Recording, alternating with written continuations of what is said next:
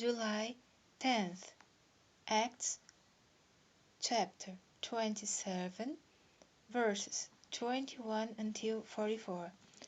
But after long abstinence, Paul stood forth in the midst of them and said, Sirs, ye should have hearkened unto me, and not have loosed from Crete, and to have gained this harm and loss. And now I exhort you to be of good cheer, for there shall be no loss of any man's life among you, but of the sheep.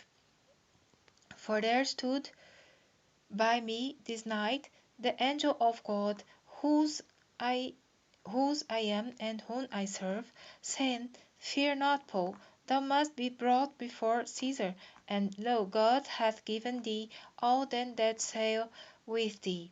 Wherefore, sirs, be of good cheer, for I believe God, that it shall be even as it was told me. Howbeit we must be cast upon a certain island.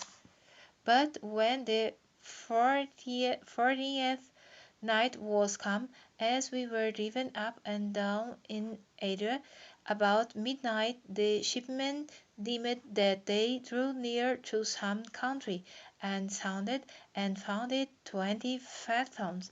And when they had gone a little further, they sounded again, and found it 15 fathoms. Then, fearing lest we should have fallen upon rocks, they cast 4 anchors out of the stern, and wished for the day. And as the shipmen were about to flee out of the ship,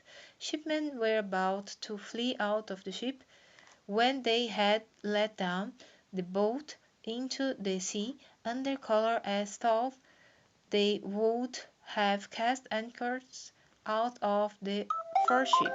Paul said to the centurion and to the soldiers, Except this abide in the ship, ye cannot be saved. Then the soldiers cut off the ropes of the boat and let her fall off. And while the day was coming on, Paul besought them all to take meat, saying, This day is the 40th day that ye have tarried and continued fasting, having taken nothing. Wherefore I pray you to take some meat, for this is for your health. For there shall not a hair fall from the head of any of you. And when he had thus spoken, he took bread and gave thanks to God in presence of them all. And when he had broken it, he began to eat. Then were they all of good cheer, and they also took some meat. And we were in all and the ship 216 souls.